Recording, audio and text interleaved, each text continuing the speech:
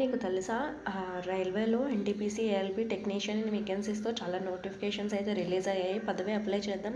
అవునా, నాకు అస్సలు తెలియదు. పదవి అప్లై చేద్దాం, ఈసారి ఎలా అయినా జాబ్ కొట్టేయాలి. Hello everyone, welcome back to our moms competitive path YouTube channel. నేనైతే ఈరోజు రైల్వే ఆస్పిరెంట్స్ కోసం కొన్ని టిప్స్ అయితే ఇవ్వాలనుకుంటున్నాను. ఈ టిప్స్ యూస్ చేసి మీరు మీ స్కోర్ని ఇంప్రూవ్ చేసుకోవచ్చు.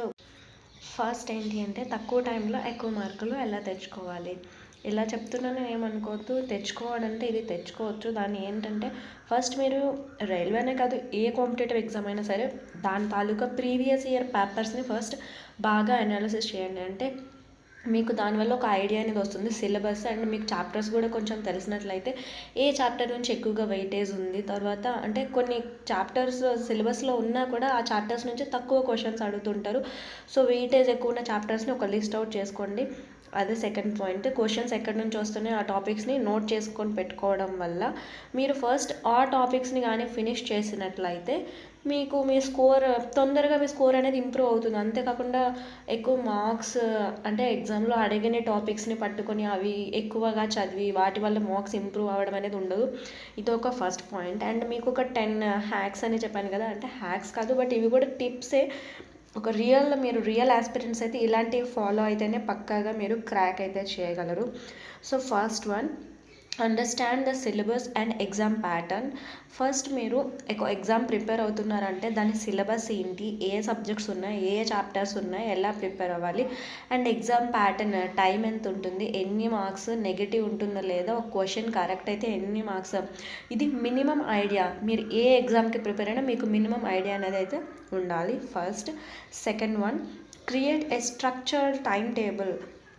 మీరు ఒక గోల్ని పెట్టుకున్నారు అంటే మీరు నిజంగా సక్సెస్ అవ్వాలి అనుకుంటే ఒక టైం టేబుల్ అయితే మీరు ఒకటి పెట్టుకోండి. అంటే మీకు మీరే డైలీ టార్గెట్స్ పెట్టుకోవడం, టైం మేనేజ్ చేసుకోవడం, అంటే రెగ్యులర్ బ్రేక్స్ అంటే ఇప్పుడు ఒక 2 hours చదివితే ఒక 10 minutes బ్రేక్ ఇవ్వాలి. అంతేగాని చదివేయమన్నాం కదని కంటిన్యూస్గా స్టడీ చేసినా కూడా మన మైండ్కి కూడా ఏమి పని చేయదనమాట. దానికి కూడా కొంచెం రెస్ట్ అయితే కావాలి. సో గ్యాప్ ఇస్తూ మన కన్సిస్టెన్సీని బ్రేక్ చేయకుండా వీక్లీ ఒక 5 days చదివితే 2 days రివిజన్ పెట్టుకొని అలా చదువుకోవాలి.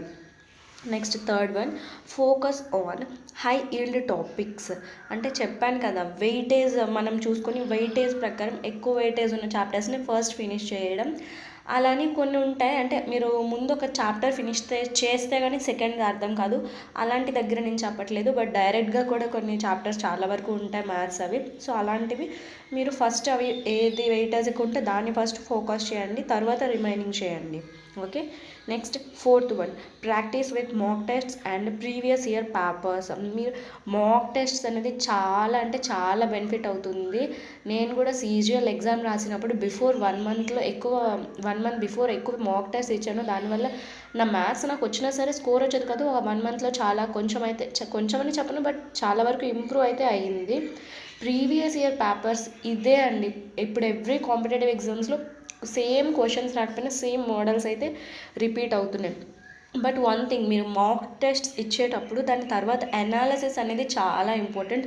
అనాలిసిస్ చేయకుండా ఓన్లీ మాక్ టెస్ట్స్ ఇస్తే మీకు ఏ మాత్రం యూజ్ అయితే అసలు ఉండదండి. Okay. Next fifth point, improve speed and accuracy. మీరు కాంపిటేటివ్ ప్రిపేర్ అవుతుందంటే ఒక రేస్ లాంటిది అనమాట. మీరు ప్రతిదీ కూడా లెంతీలో చేస్తామంటే అసలు అవ్వదు. కొన్ని షార్ట్ కట్స్ నేర్చుకోవాలి. ఎగ్జామ్ రాసేటప్పుడు కూడా ఆర్ట్ ఆఫ్ స్కిప్పింగ్ అని చాలామంది మన ఆల్రెడీ జాబ్ చేసే వాళ్ళు చెప్తూ ఉంటారు. ఈ ఆర్ట్ ఆఫ్ స్కిప్పింగ్ అంటే లెంతీ క్వశ్చన్స్ అండ్ కొంచెం డిఫికల్ట్గా ఉన్న క్వశ్చన్స్ని ఎగ్జామ్లో మీరు స్కిప్ చేసుకుంటూ వెళ్ళాలి. దాన్ని పట్టుకొని కూర్చుంటే మీ టైం అంతా అక్కడే అయిపోతుంది. సో అదన్నమాట. And sixth, revise regularly. Revision is the success అని నేను చాలాసార్లు చెప్పాను. మీరు ఒక లెసన్ చదివారంటే మీరు చదివిన దానికంటే దాన్ని ఎన్నిసార్లు రివైజ్ చేశారన్నది ఇంపార్టెంట్. అప్పుడే మీకు చదివింది బాగా గుర్తుంటుందన్నమాట. Next 7, stay updated with current affairs. ఎందుకంటే కరెంట్ అఫైర్స్ వెయిటేజ్ కూడా ప్రతి ఒక్క కాంపిటేటివ్ ఎగ్జామ్లో చాలా ఎక్కువైతే ఉంటుంది. స్టే అప్డేటెడ్ అన్నాను కదా అని రోజు మొత్తం న్యూస్ పేపర్స్తో కరెంట్ అఫైర్స్ ఆ ఛానల్ ఈ పీడిఎఫ్ ఆ పీడిఎఫ్ అంటూ కూర్చోవద్దు.